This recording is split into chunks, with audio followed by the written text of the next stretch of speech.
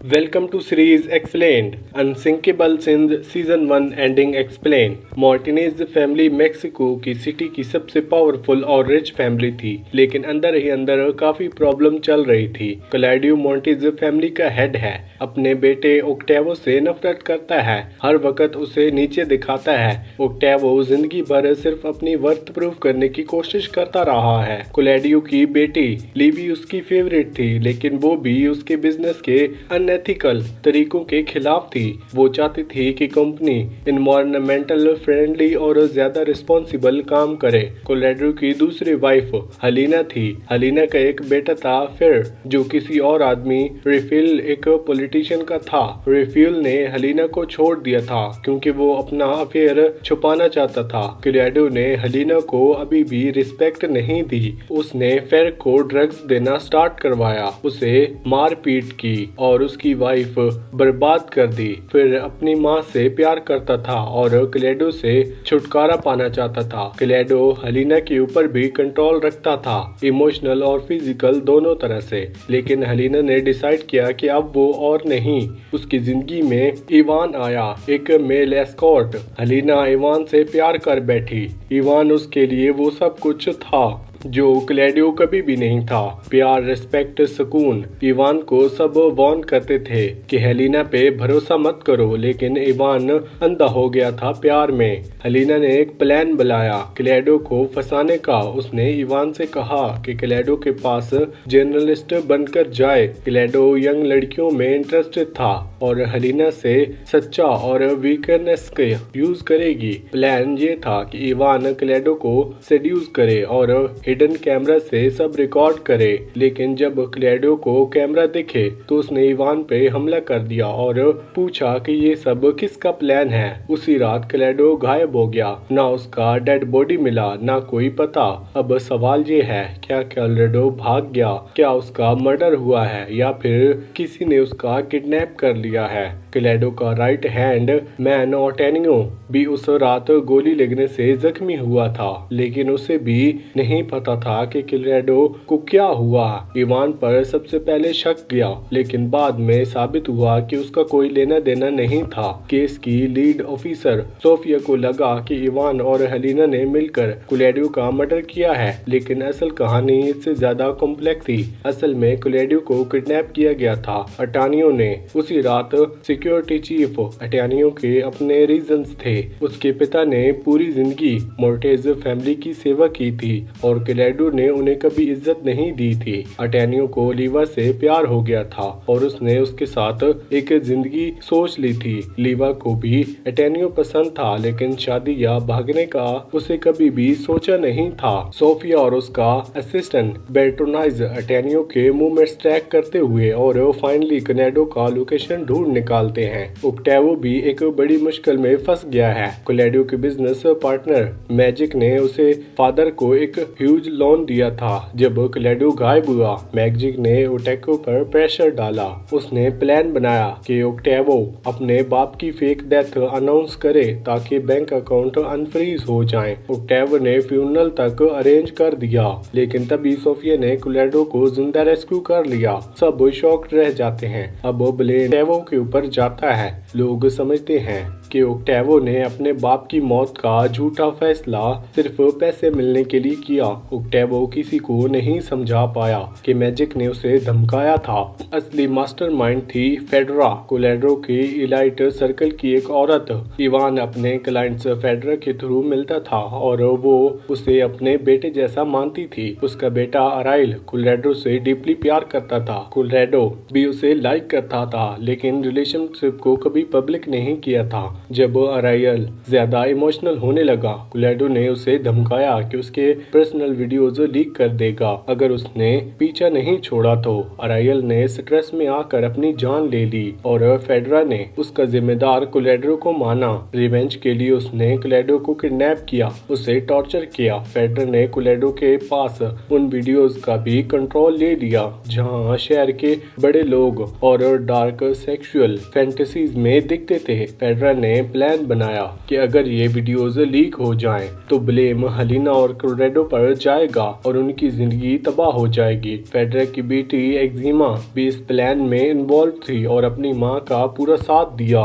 Colorado की पहली बीवी क्रिस्टीना की मौत भी एक मिस्ट्री थी। लोगों को हमेशा शक रहा कि हेलिना पर, लेकिन कोई प्रूफ नहीं मिला। जब कोलोरेडो ने हेलिना के साथ रिलेशनशिप शुरू किया तो क्रिस्टीन को शक हो गया। एक दिन हेलिना और क्रिस्टीन की बहस हो गई। तभी छोटे फिर से अपनी सर्कल से क्रिस्टीना को एक्सीडेंटली मार दिया। क्रिस्टीना डेक से गिर गई और उसकी मौत हो गई। हेलिना को पता था कि लोग कभी उनकी बात पर विश्वास नहीं करेंगे। कोलोरेडो वहां आया, सब देखा और बॉडी को लेकर नदी में डाल दिया जैसे कि कोई एक्सीडेंट हो या फिर सुसाइड। क्रिस्टीना नशे में थी, इसलिए मेडिकल रिपोर्ट भी कुछ प्रूव नहीं कर पाई। कोलोरेडो हर चीज रिकॉर्ड करता था। उसकी आदत थी लोगों के राज संभाल के रखना ताकि जरूरत पड़ने पर उन्हें ब्लैकमेल कर सके। उसके पास एक सीक्रेट अंडरग्राउंड सेलर था जहां वो पॉलिटिशियन और बड़े लोगों को उनकी सेक्सुअल फिटनेस पर पूरा करने के लिए बुलाता था। सब लोग समझते थे कि वो जगह सेफ है, लेकिन कोलोरेडो उन सबको चुपके से रिकॉर्ड करता था। हेलिना को इस सब का पता था जब उसे कंट्रोल रूम में देख लिया जहां उसने कोलोरेडो सब पे नजर रखता था। क्रिस्टीना की डेथ का भी एक रिकॉर्डिंग कोलोरेडो के पास था जिसे उसे यूज करके उसने हेलिना को धमकाया। उसने हेलिना को मजबूर किया कि वो इवान से दूर हो जाए और हेलिना मान गई क्योंकि वो अपने बेटे फेर की जिंदगी खराब नहीं करना चाहती थी। टेक्निकली हेलिना ने क्रिस्टीना को नहीं मारा, लेकिन कोलोरेडो चाहता था तो पूरा ब्लेम उसके सर के ऊपर ही डाले। फेडरा और उसकी बेटी एक्जिमा के पास वो सारे कॉम्प्रोमाइजिंग वीडियो थे। उन्होंने एक एक करके उन्हें लीक करना शुरू कर दिया। पहले निशाना बनाया पब्लो जो डिस्ट्रिक्ट अटॉर्नी था। उसका वीडियो वायरल होने के बाद उसकी जिंदगी बर्बाद हो गई। उसकी बीवी अकोरेडा बहुत ऑर्थोडॉक्स और स्ट्रिक्ट थी और उसने हेलिना को जिम्मेदार माना। गुस्से में आकर पब्लो ने हेलिना पे गोली चला दी। वो हॉस्पिटल पहुंच गई। फिर गिल्ट के मारे पब्लो ने हेलिना के ऑफिस में अपनी जान ले ली।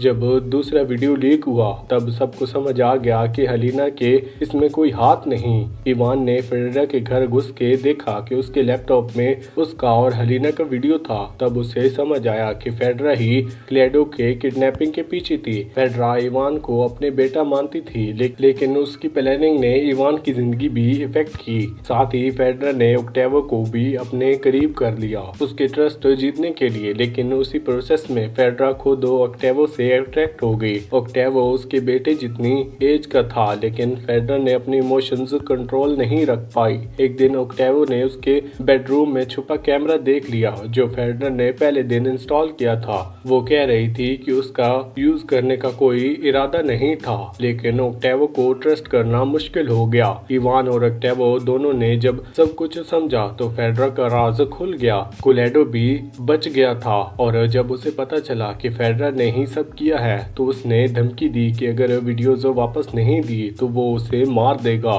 इस बीच लिवी ने अनोनिमसली अकोरेडा को मैसेज भेजा कि पाब्लो का वीडियो फेडरा ने लीक किया। अकोरेडा ने कंट्रोल खो दिया और गुस्से में फेडरा के घर जाकर उस पे गोली चला दी।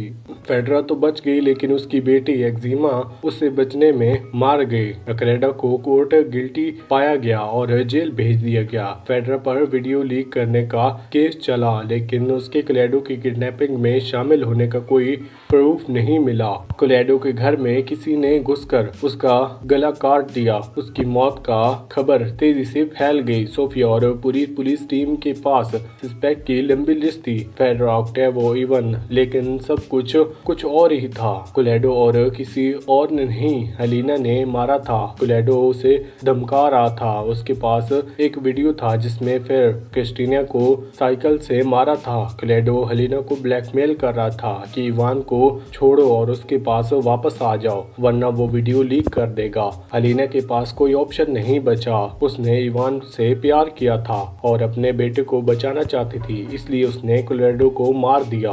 इवान और हेलिना अपने बच्चों के साथ लॉस एंजलिस शिफ्ट हो गई। सब ठीक लग रहा था। फिर को भी उसका बायोलॉजिकल फादर रेफेल मिल गया था, एक पॉलिटिशियन जो अब अपनी गलती सुधारना चाहता था। फिर और रेफेल का रिश्ता धीरे धीरे ठीक होने लगा। इवान का एक पुराना राज भी सामने आया कि उसकी वाइफ थी रेबिका, जिसके बारे में हेलिना को पहले नहीं पता था। रेबिका का एक बेटा था जिसे इवान अपना समझकर प्यार करता था। इवान ने हेलिना से झूठ बोला था, बस बताने का सही वक्त नहीं था। सब कुछ सेट हो गया था, लेकिन ट्विस्ट अभी बाकी है। रूम में छुपे कैमरास कौन देख रहा था? सीजन 1 के एंड में हेलिना और इवान बेडरूम में हिडन कैमरा मिलता है। कोई उनकी हर मूव देख रहा था। लगता था कि सब मुश्किलें खत्म हो गई, लेकिन सच ये था कि असली खतरा अभी भी बाकी है। इसी के साथ ये वीडियो यहीं पर खत्म होती है। आपको कौन सी मूवी या वेब सीरीज का एक्सप्लेनेशन चाहिए, हमें कमेंट सेक्शन में जरूर बताना।